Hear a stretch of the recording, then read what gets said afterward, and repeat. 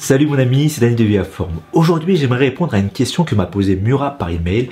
Il s'agit d'une situation qui nous arrive à tous à un moment ou à un autre en commençant un nouveau régime pour perdre du poids. Voici ce que me dit Murat. Hello Dani, depuis une quinzaine de jours, j'ai commencé à faire du vélo elliptique régulièrement, tous les jours la première semaine, un jour sur deux la semaine suivante. J'ai perdu du ventre et même mes proches m'ont fait la remarque. Mais quand je me suis pesé, la balance n'a pas bougé. Je t'avoue que j'étais un peu frustré. Que me conseilles-tu? Mes collègues me disent de patienter et qu'il faut miser sur le long terme et qu'il faut arrêter de se peser. Bien à toi, signé Murat. Et à la fin, il me dit qu'il est parti de 100 kg et a atteint 94 kg un mois après. Alors, tu sais sans doute comment cette situation peut être frustrante. Tu te motives, tu fais attention à ce que tu manges, tu te mets au sport, tout va bien, tu perds rapidement 1 kg, 3 kg, 5 kg en à peine quelques semaines, c'est motivant et puis d'un coup, du jour au lendemain, c'est comme si ta balance ne marchait plus, l'aiguille a l'air cassée. Alors, qu'est-ce qui se passe? Que faut-il faire? En général, je pense qu'il faut se méfier de ce que disent nos proches sur la remise en forme. Mais je crois que cette fois-ci, mon cher Murat, tes collègues ont bien raison et sur le coup, ils sont de bons conseils. Je vais t'expliquer ce qu'il se passe, ou du moins les différents cas probables, et pourquoi il ne faut pas que tu t'inquiètes ou que tu te sentes frustré. Si tu as récemment commencé à te reprendre en main et que tu commences un régime ou mieux un nouveau style de vie alimentaire, il y a des chances qu'une bonne partie de ces kilos perdus la première semaine soit simplement de l'eau. Tu vois, les produits industriels qui nous font grossir sont souvent riches en sodium, ce qui entraîne de la rétention d'eau.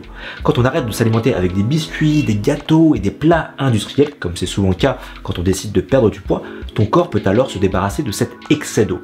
En soi, c'est pas une mauvaise chose. D'autre part, si tu réduis tes portions de glucides en inversant la pyramide du surpoids, tu vas aussi déstocker du glycogène. Pour rappel, le glycogène, c'est du glucose stocké principalement dans les muscles auquel est attaché environ 2-3 grammes d'eau. Donc, si tu déstockes du glycogène en faisant du sport et que tu réduis tes portions de glucides, tu comprends peut-être mieux pourquoi tu peux perdre rapidement de l'eau la première semaine. En plus, en pratique, perdre autant de kilos d'un coup, ça reste toujours un levier de motivation encourageant pour continuer sur sa lancée.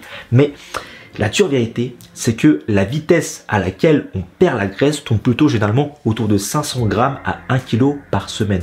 Et c'est déjà pas mal. Très approximativement, on considère que 400 grammes de graisse correspond à 3500 calories. Donc, si tu as un déficit quotidien de 500 calories par rapport à l'équilibre, tu perds 400 grammes de graisse par semaine.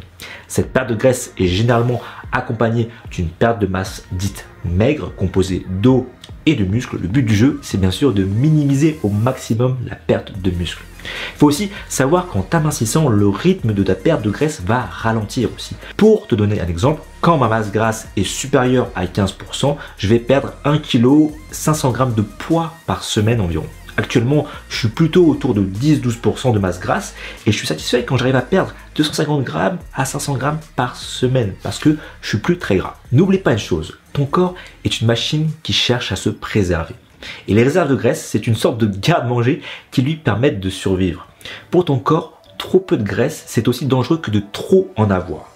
Deuxièmement, tu dis que tu as repris une activité physique à un très bon rythme. Il y a donc des chances que tu aies gagné du muscle, surtout si tu ne pratiquais pas de sport avant. En plus, si c'est du vélo elliptique, ça va bosser tes membres inférieurs, tes mollets et notamment tes quadriceps qui font partie des plus gros muscles de ton corps. Il est donc possible que tu aies pris un peu de masse musculaire. Ce muscle nouvellement construit se traduit sur la balance par du poids supplémentaire. Et il faut savoir que le muscle, c'est plus dense que la graisse. Ça prend moins de place dans ton corps tout en pesant aussi lourd. Donc, la combinaison de ces deux phénomènes peut masquer ta perte de graisse si tu ne te fies qu'à la balance. Car si on fait le calcul, d'un côté, tu perds de la graisse et de l'autre, tu gagnes du muscle.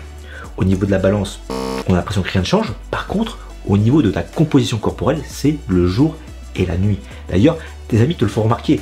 Comme le muscle est plus dense pour un poids donné, ça va prendre moins de place, ça va tendre la peau et t'apporter une silhouette plus agréable. Et ça qui compte au final, ton reflet dans le miroir, davantage plus mince, davantage plus musclé. Donc, ne te laisse pas définir par un chiffre. Le poids à lui seul ne te donne qu'un aperçu partiel de ta progression. Alors, t'as raison, mesurer tes progrès c'est important car ça te permet de savoir si tu vas dans la bonne direction ou non. Mais je te conseille de t'y prendre différemment pour obtenir une vue d'ensemble plus juste. D'abord, ne te fie pas uniquement au poids indiqué par la balance. D'un jour à l'autre, ton poids peut bouger de 500 grammes voire 1 kg en fonction de l'heure à laquelle tu te pèses, de ce que tu as mangé, etc. En plus, comme je t'expliquais avant, même si ton poids ne bouge pas, ton corps s'améliore. Perso, je pèse plus lourd que quand j'avais 24 ans aujourd'hui, mais je suis plus sec, plus tracé et plus musclé. Ce que tu peux faire plutôt pour te peser, c'est d'utiliser une balance impédance mètre. La différence par rapport à une balance normale, c'est qu'elle mesure aussi ton taux de masse grasse. Je te conseille deux marques. Tanita, une marque qui équipe aussi les professionnels de la santé, ou la marque Withings Nokia qui font des balances connectées très pratiques. La mienne me donne plein de valeurs et m'affiche des graphiques sur l'écran pour suivre mon évolution et même la météo. Je peux ensuite retrouver ces valeurs sur mon smartphone. Je te mettrai quelques liens en dessous dans la description. Il faut simplement savoir que la valeur absolue affichée par une balance impédance mètre n'est pas 100% exacte. Mais ça, c'est pas grave car tu vas pouvoir te fier aux variations de tes mesures pour te dire si tu es dans la bonne direction d'une semaine à l'autre. Je m'explique. Tu vas peut-être voir afficher 20% de masse grasse alors qu'en réalité, avec un examen professionnel, tu en as 15%. Mais si la semaine d'après tu mesures à un taux de 18%, ça signifiera que tu es passé de 20% à 18% et que tu as perdu 2% de masse grasse. Et c'est cette variation qui est plus juste et qui t'indique si tu es sur la bonne direction ou non. Pour minimiser les erreurs, je te conseille de te peser toujours dans les mêmes conditions, le matin, après un pipi et à jeun. Mais surtout, ne sois pas obsédé par les chiffres affichés sur la balance. Pèse-toi 2 à 3 fois par semaine maximum et fie-toi plutôt au ressenti dans tes vêtements. Si tu te sens de moins en moins serré dans tes fringues, c'est très bon signe. Je te conseille aussi de prendre une photo une fois par semaine. La valeur indiquée sur la balance peut varier d'un jour à l'autre et manque de fiabilité. Et comme tu te vois tous les jours, tu auras du mal à remarquer tes changements progressifs. Par contre, quand tu vas comparer tes photos après un mois, tu risques d'être choqué. Tu verras des différences que tu n'avais pas pu voir au quotidien. Tu pourras apprécier le travail accompli, le chemin parcouru. Et c'est aussi pour ça que tes collègues remarquent des choses que tu ne vois pas. Et enfin, je me joins à eux pour te dire aussi de viser long terme et de faire confiance au processus. Et tu veux savoir comment je fais pour savoir si mon processus est bon ou pas? D'abord, choisis l'activité physique qui te plaît le plus. Est-ce que tu te vois la pratiquer à la même fréquence pendant un an? Est-ce que tu te vois adopter ta diète et tes stratégies alimentaires qui encouragent la perte de graisse pendant un an? Si oui, tu es sur le bon chemin.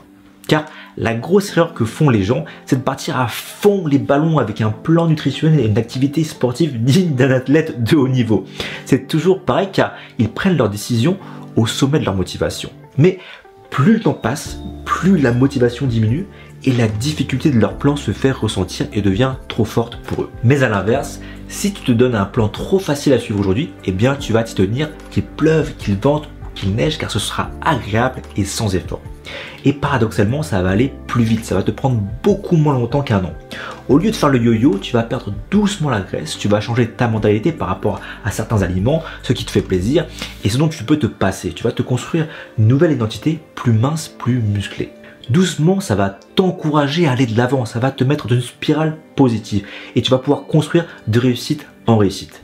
Améliorer ta diète progressivement, ajouter des exercices plus corsés, te donner des défis et faire ce que j'appelle des périodes de sprint où tu vas pouvoir mettre des coups d'accélérateur dans ta transformation. Mais ça se fait étape par étape. Donc, concentre-toi sur le processus du changement, pas seulement sur un résultat, un simple chiffre sur la balance parce que tu vaux bien plus que ça et tu le sais au fond, le résultat que tu vises, c'est plus qu'un chiffre. Parfois, tu verras aucun changement sur la balance pendant plusieurs jours et puis boum, d'un coup comme ça, tu vas perdre tout par magie. Ça m'est déjà arrivé plusieurs fois. On a beau mieux comprendre le corps humain aujourd'hui, ça reste une machine complexe. Il y a beaucoup de connexions dans ton corps qui influent les unes sur les autres. Donc, laisse-lui le temps de faire le travail et fais confiance à ton processus. Si tu as un déficit calorique modéré, un apport suffisant en protéines et que tu prends soin de tes hormones et qu'en plus tu as une activité physique régulière, ça va le faire. Voilà, j'espère que cette vidéo t'a plu et qu'elle t'aide si toi aussi tu as l'impression que ça stagne ou que ça ne va pas assez vite ou qu'elle t'aidera le jour où ça arrivera. Car on a tous ce moment frustrant, on se dit mais merde, qu'est-ce qui se passe? Pourquoi ça bouge pas? Alors rappelle-toi de tout ça, détends-toi, concentre-toi sur le processus et tout ira bien. À chaque fois que je reçois vos questions, je les note dans un carnet et je compte y répondre progressivement sur la chaîne. Si tu as des questions, je t'invite à rejoindre ma newsletter, tu recevras mon livre gratuit pour commencer à perdre la graisse du ventre cette semaine, ainsi que mes conseils exclusifs par email. Tu pourras aussi engager la conversation et me poser tes questions pour avoir la chance d'y trouver réponse en vidéo. Voilà, c'est tout pour moi aujourd'hui. Prends soin de toi et garde la vie à forme.